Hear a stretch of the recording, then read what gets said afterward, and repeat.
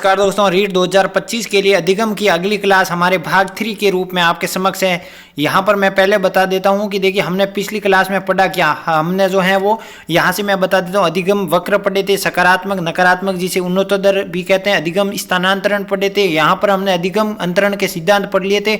समरूप तत्व ये 100% आएगा, थॉर्नडाइक वाला सामान्यकरण, अधिगम अंतरण, साल्ज़ुड, फिर हमने द्विकारकी वाला पढ़ दिया, स्पीयरमैन के अनुसार मूल्यांकन वाला, मूल्यों के अनुसार बागले वाला सिद्धांत पढ़ लिया, समग्रता का सिद्धांत कोहलर द्वारा पढ़ लिया। और आज हम अधिगम अंतरण के प्रकार पढ़ेंगे। यहां पर से पिछली बार भी रीट में एग्जाम में प्रश्न आया है, इस बार भी आएगा। आपको ध्यान रखिएगा, ये स्लाइड आपके जीवन की महत्वपूर्ण स्लाइड होने जा रही है दोस्तों। 100% प्रश्न बनेगा इस स्लाइड से दोस्तों। पहले देखिए अधिगम अंतरण के प्रकार, सकारात्मक या इसको धनात्मक भी कहते हैं अधिगम अंतरण। देखिए यहां पर क्या होता है दोस्तों, पहली परिस्थिति दूसरी परिस्थिति से पूर्व ज्ञान पर उपयोग होते हो जाती हैं। यानी पहली परिस्थिति में आपने कोई चीज सीखी, वो दूसरी परिस्थिति में ऑटोमेटिक आपके पूर्व ज्ञान यानी जो पुराना ज्ञान है वो सहायता दे देते हैं। उसकी मदद से आप उस कार्य को आसानी कर सकते हैं। जैसे कि साइकिल चलाते हो, साइकिल आपने सीखी हुई है तो बाद में स्कूटर चलाना आपके लिए आसान है। क्यों? स्कूटर चलाओगे तो साइकिल जो आपका पूर्व ज्ञान है वो काम आएगा, आपका अनुभव। दूसरा क्या है दोस्तों, नकारात्मक या ऋणात्मक अधिगम अंतरण। यहां पर क्या होता है दोस्तों, पहली परिस्थिति दूसरी परिस्थिति में जो पूर्व ज्ञान होता है वो नवीन ज्ञान में बाधक हो जाता है। पहले जो है वो सकारात्मक में तो क्या होता था दोस्तों, यहां पर फायदा होता था पूर्व ज्ञान का, लेकिन यहां पर बाधक हो जाता है। कैसे होता है सर जी? जैसे कि एक कंप्यूटर ऑपरेटर नियमित रूप से कोई कीबोर्ड पर काम करता है और अचानक उसे बदल दिया जाए तो उसी काम को करने में बाधा आएगी। यानी क्या होता है, कंप्यूटर ऑपरेटर जो करता है, जैसे उस पर वाई जेड के जो भी कीबोर्ड पर लिखा है वो चेंज कर दे, अगर हम जेड की जगह टी लिख दे, टी की जगह के लिख दे, तो वो रोजाना प्रैक्टिस है, लेकिन अब नई ज्ञान के माध्यम से उसको बाधा उत्पन्न हो जाएगी। जैसे कि अगर दूसरा उदाहरण दूं, आपके मोबाइल पर फोन पर कीबोर्ड है, अगर उस कीबोर्ड का वर्ड मैं बदल दूं तो उसी काम को करने में आपको बाधा उत्पन्न हो जाएगी। ये क्या हो गया, नकारात्मक या ऋणात्मक अधिगम अंतरण। चलिए, शून्य अधिगम अंतरण। पिछली बार जो है एग्जाम में प्रश्न पूछा जा गया चुका है दोस्तों। यहां पर ये प्रश्न यहां से आया गया है दोस्तों। क्या है आया प्रश्न, पहली परिस्थिति में जो प्राप्त ज्ञान दूसरी प्राप्त जो है वो परिस्थिति में प्राप्त ज्ञान में कोई प्रभाव नहीं पड़ता। यानी आपने जो पहली परिस्थिति में ज्ञान सीखा वो आपकी दूसरी परिस्थिति में कोई फायदा नहीं देगा। कैसे? जैसे कि क्रिकेट खिलाड़ी अपनी बैटिंग के ज्ञान का प्रभाव बॉलिंग पर नजर नहीं आता। जो अच्छा बैट्समैन है वो मान लो कि उसकी जो है बैटिंग करने में अच्छी प्रैक्टिस कर रहा है तो जरूरी नहीं है, जरूरी क्या उसकी बॉलिंग में कोई फर्क नहीं आएगा। जैसे कि सचिन तेंदुलकर जो है वो अच्छा बल्लेबाज है, लेकिन उसकी बॉलिंग पर कोई फर्क, अच्छा बल्लेबाज होने से कोई फर्क नहीं पड़ा। ये क्या है, शून्य अधिगम अंतरण। यानी जो पहली परिस्थिति में आपने जो ज्ञान अर्जित किया है वो आपकी दूसरी परिस्थिति में ज्ञान का कोई उपयोग नहीं आएगा दोस्तों। यहां से ये तीसरा मोस्ट इंपॉर्टेंट है। चौथा क्या है दोस्तों, क्षैतिज अधिगम अंतरण। यानी पूर्व ज्ञान जो पुराना ज्ञान है वो नवीन परिस्थिति में हूबहू काम आ जाना। यानी आपने जो पुरानी सीखी है चीजें वो आपने नवीन परिस्थिति में हूबहू काम आ जाता है। कैसे होता है सर जी? जैसे कि भूगोल का ज्ञान अर्थशास्त्र में, भूगोल में आपने मान लो कृषि टॉपिक पढ़ा, कृषि में कौन सी जो है कृषि किस जिले में है, सरसों का उत्पादन कहाँ होता है, किस प्रकार है, और वही जो है अर्थशास्त्र में इकोनॉमी सर्वे आता है और उसी में वो चीजें सभी काम में आपको जो है वो एकदम से समझ में आ जाती है। तो ये हूबहू हो गया। ये कौन सा अधिगम अंतरण हो गया? क्षैतिज। अब देखिए अगला लंबवत अधिगम अंतरण। यानी इसमें क्या होता है, पहली परिस्थिति और दूसरी परिस्थिति के बीच एक श्रृंखला बन जाती है दोस्तों।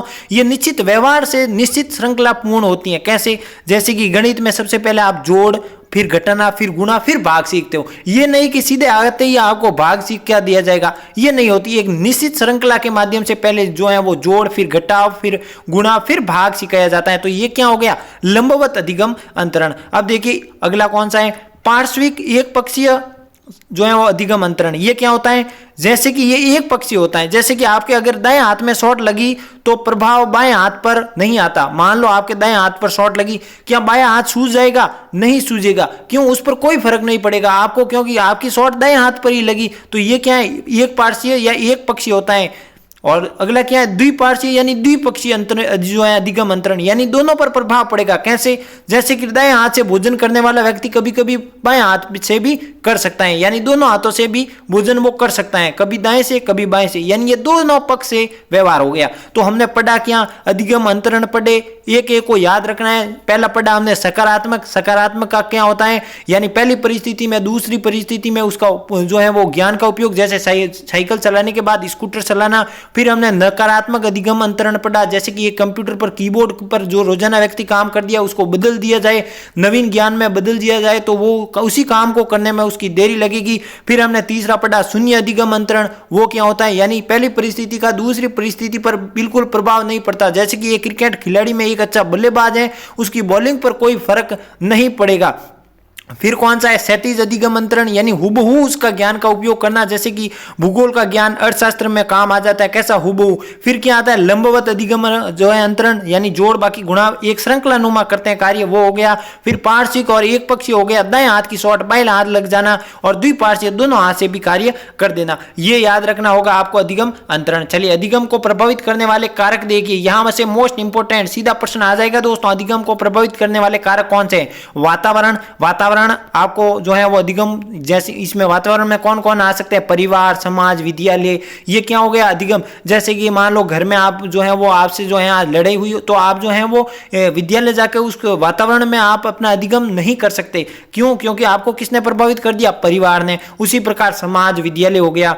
और अब दूसरा क्या है पूर्व ज्ञान, यानी आपने कोई धारणा किसी के प्रति बनाई हुई है तो वो अधिगम में दिक्कत दे सकती है, तो ये हो गया पूर्व। आयु कैसे, आपको मान लो 8वीं क्लास के आप जो है वो बालक पढ़ता है, उसको जो है 10वीं क्लास का जो है पढ़ाने वाला मैटर दे दी जाए और उसकी आयु ही नहीं है इतने सीखने की, तो वो क्या हो जाएगी अधिगम में बाधा। आयु परिपक्वता, ये क्या होता है, यानी आपको जो है 5वीं क्लास के बालक को जो है एकदम से 6ठी क्लास जो है 10वीं क्लास के जो है जोड़ 10वीं क्लास के जो मैथमेटिक के सवाल है वो करवाए तो वो क्या हो जाएगी, उसकी परिपक्वता ही नहीं है इतनी 10वीं क्लास के करने की। और लिंग, यानी जो है वो मनुष्य में कौन से जो है पुरुष और महिला, उनमें सीखने में और समझने की क्षमता भी अलग अलग होती है, तो वो भी प्रभावित करती है। सीखने का समय, यानी मैंने जो है अधिगम पठार करवाए थे उसी में भी ये है, जो अधिगम पठार वाले हैं वो सेम इसमें अधिगम को प्रभावित करने वाले कारक हैं।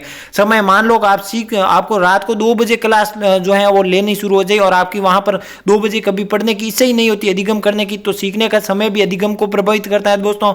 सीखने का उद्देश्य, यानी एक आप क्यों सीख रहे हो इसका उद्देश्य ही नहीं है तो अधिगम आपका नहीं होगा सार्थक। मित्र मंडली कैसी है उसके अनुसार अधिगम आपको प्रभावित करता है दोस्तों। विषय वस्तु की प्रकृति, आपको जो है वो मान लो सामाजिक विज्ञान पढ़ने में रुचि आई और एकदम से गणित आ जाए तो आपकी दिक्कत आ जाएगी, तो ये क्या है, विषय की प्रकृति आपको जो है वो अधिगम से रोक सकती है। थकान, यानी आप बहुत सारे थक चुके हो, जो है वो मान लो 7वें पीरियड क्लास में आप जो है 7वें पीरियड स्कूल में लेते हो, 8वें पीरियड में आपको थकान की वजह से अधिगम में बाधा आ सकती है दोस्तों।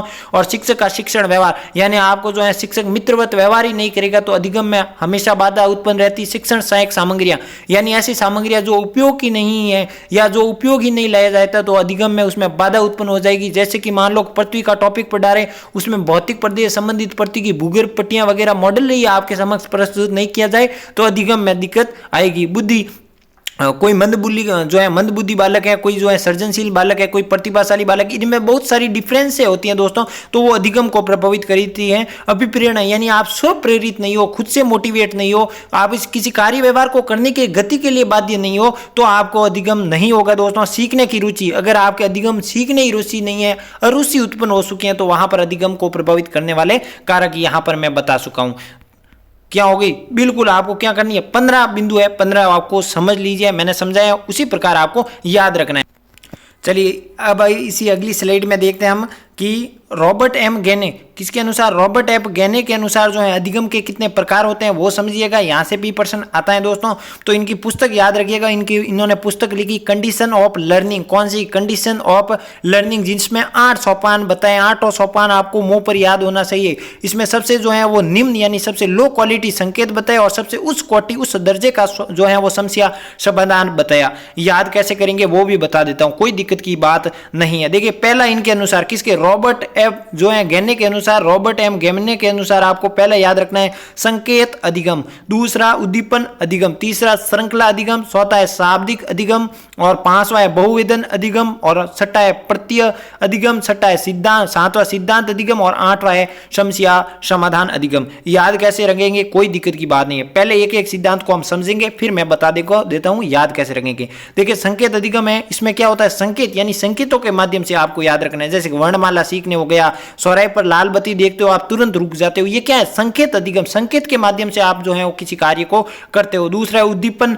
उद्दीपन के साथ शास्त्रीय व्यवहार जुड़ जाता है, कैसे जुड़ जाता है, जैसे कि मैं आपको बोल रहा हूं ख से तो आपको ऑटोमेटिक दिमाग में कौन सा शास्त्रीय व्यवहार जुड़ जाएगा? खरगोश का जुड़ जाएगा। क्यों? क्योंकि मैंने आपको ख से क्या कहा? खरगोश। ये क्या हो गया दोस्तों? आपका उद्दीपन अधिगम, यानी वर्णमाला के साथ शब्द ज्ञान करने के सूत्रों का प्रयोग किया जाता है। विद्यालय की घंटी बजते ही तुरंत छात्र जो है वो कालांश में छोड़कर भाग जाते हैं, उनको पता है छुट्टी होगी। तो ये क्या है? उद्दीपन जो है वो अधिगम। तीसरा क्या है? श्रृंखला अधिगम, यानी वही किसमें? लंबवत वाला जो हमने पढ़ा था अधिगम अंतरण के प्रकार में, जैसे कि जोड़ना, घटाना, गुणा, भाग, ये क्या हो गया? श्रृंखला बनती है, उसे हो गया श्रृंखला अधिगम। किसके अनुसार पढ़ रहे हैं? रॉबर्ट एम गेने के अनुसार। अब देखिए शाब्दिक अधिगम क्या होता है? शब्दों को रटकर या स्मरण करके व्यवहार को पूरा किया जाता है, जैसे कि किसी कविता को, पाठ को तैयार कर देना, शाब्दिक यानी रटकर या शाब्दिक। चलिए अगला देखिए बहुवेदन अधिगम। ये क्या होता है? इसमें क्या होता है दोस्तों? दो या दो से जो है वो प्लस यानी अधिक सही अधिगम की पहचान, यानी प्रतियोगिता परीक्षा जो है आप जैसे मान लो सामान्य की OMR सीट में जब रीट के एग्जाम देते हो, ये कौन सा अधिगम किया जा रहा है दोस्तों? बहुवेदन अधिगम रीट परीक्षा में चलेगा आपका। कौन सा? बहुवेदन, क्योंकि आप OMR में सही विकल्प सुनोगे, वहां पर आपको दो से ज्यादा 4 ऑप्शन मिलते हैं, वहां पर उसमें से एक सेलेक्ट करना होता है। ये हो गया बहुवेदन अधिगम। अगला देखिए प्रत्यय अधिगम, यानी किसी विचार को व्यवहारिक रूप में देना। आपके माइंड में विचार आया कि मुझे आज जो है वो 2 बजे तक पढ़ना है, आप बैठकर पढ़ने लग गए और 2 बजे तक पढ़ाई की। ये क्या हो गया? आपका प्रत्यय अधिगम, यानी सो से व्यवहारिक रूप देना। अगला देखिए सिद्धांत अधिगम। सिद्धांत अधिगम क्या है? जैसे कि H2 प्लस जो है H2O प्लस क्या मिलके बनता है? वो जल ही बनता है, ये इसका सूत्र है। ये सिद्धांत अधिगम हो गया। अगला क्या है? समस्या समाधान, यानी समस्या के लिए क्या करता है? पहले सोचना पड़ता है, फिर विचारना पड़ता है। इससे क्या होता है? समाधान के मार्ग पर, समाधान के निष्कर्ष पर हम पहुंच सकते हैं। याद कैसे रखना होगा? ये अंदर वाले आप रखो तो कोई बात नहीं, लेकिन ये नाम आपको आटो याद होना चाहिए। इसके लिए मैं यहाँ पर ट्रिक बता देता हूं, जैसे कि सऊस्र सबप्र, यानी सऊस्र सबप्र। ये ट्रिक याद रखिएगा, आपको सभी नाम याद आ जाएंगे। जैसे कि मैं एक एक करके बताता हूं। जैसे कि स से हो गया आपके संकेत माध्यम अधिगम, ऊ से हो गया आपके उद्दीपक, और वापस हो गया श्र से हो गया श्रृंखला, फिर शाब्दिक सऊस्र सब ब यानी बहुवेदन, सऊस्र सब प्र यानी प्रत्यय, सऊस्र सब प्रशिष यानी सिद्धांत और समस्या समाधान। सभी का एक एक वर्ड पकड़िए, ये आपकी होगी ट्रिक और आपको सभी याद रह जाएंगे। और एक से सार में क्या होता है दोस्तों? चिंतन व तर्क की अनुपस्थिति होती है। यानी अब देखिए संकेत हो गया, तो इसमें आप क्या सोचोगे? कोई सोचोगे? नहीं सोचोगे। उद्दीपन अनुक्रिया फिक्स व्यवहार है, श्रृंखला जोड़ बाकी गुणा फिक्स श्रृंखला से बनी है, इसमें आप अपना नॉलेज यूज नहीं कर सकते। सीधा बात है कि अपना नॉलेज यूज नहीं कर सकते, वहां पर आप चिंतन नहीं, जो कार्य दिया है वही करना पड़ेगा। वो क्या है? चिंतन। इसमें चिंतन और तर्क की अनुपस्थिति रहती है, जबकि यहां पर चिंतन और तर्क की उपस्थिति रहती है। जैसे कि बहुविधन में आपको सोचना पड़ रहा है मेरा ऑप्शन सही कौन सा होगा, प्रत्यय सिद्ध जो है व्यवहार में विचार देना, ये भी सोचना है। तो ये थी दोस्तों आपके 8। इनमें क्या बताया दोस्तों? संकेत सबसे निम्न बताया है और समस्या समाधान सबसे रॉबर्ट एम गेने ने उच्चतर बताया। तो ये याद रखिएगा, आपको इनकी पुस्तक 8 सोपान बताएं और संकेत और समस्या समाधान ये रीट में एग्जाम में प्रश्न आया हुआ है गत वर्ष में।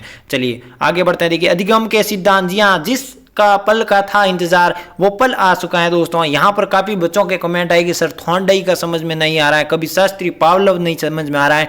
कोई बात नहीं, नोट्स मेकिंग पैटर्न पर मैं ऐसा समझा दूंगा कि आपके एग्जाम हॉल में कोई गलत होने की संभावना नहीं रहेगी दोस्तों। अधिगम के सिद्धांत, अधिगम के 2 प्रकार के सिद्धांत है दोस्तों, शास्त्रीय सिद्धांत और ज्ञानात्मक पक्ष। ये क्या होता है दोस्तों?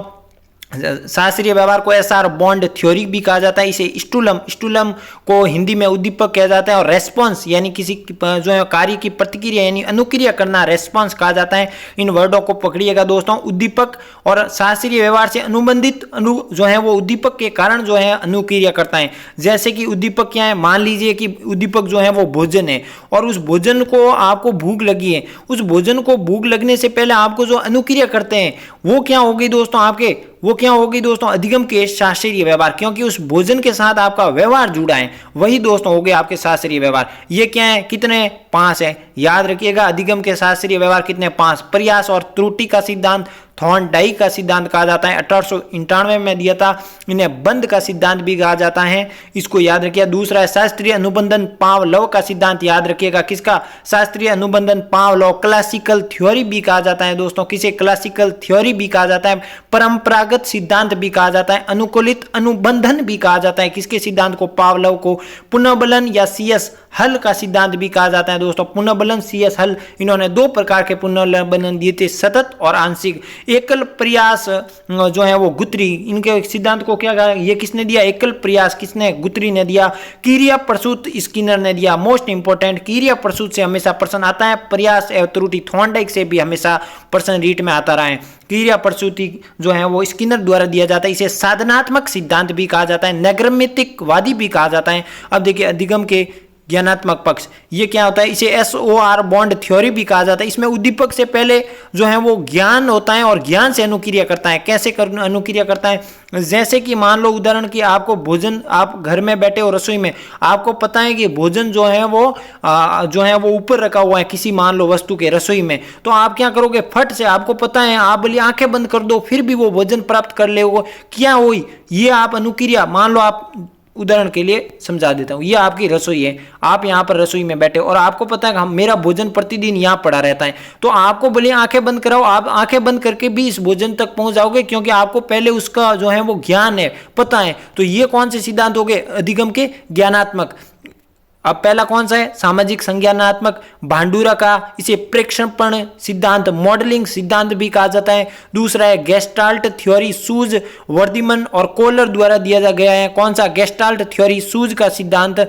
और क्षेत्र अधिगम कुर्त लेविन द्वारा दिया गया है, इसे तलरूप का सिद्धांत भी कहा जाता है दोस्तों। और अव्यक्त अधिगम टॉलमैन द्वारा इसे सियन सिद्धांत भी कहा जाता है। इस अगली क्लास में एक एक सिद्धांत को हम जो है वो कर देंगे पूर्ण। मिलते हैं अगली क्लास में। जो बच्चे नए जुड़े हैं, रिवीजन हो जाएगा, पूरी क्लासें इसी चैनल पर पढ़िए, एक भी पर्सन जाने वाला नहीं है दोस्तों। आपको पता है नोट्स मेकिंग पैटर्न पे आप पुराने प्रश्न मिले, आपका गलत नहीं होगा। मिलते हैं अगले सेशन में, तब तक के लिए नमस्कार, जय हिंद, जय भारत दोस्तों।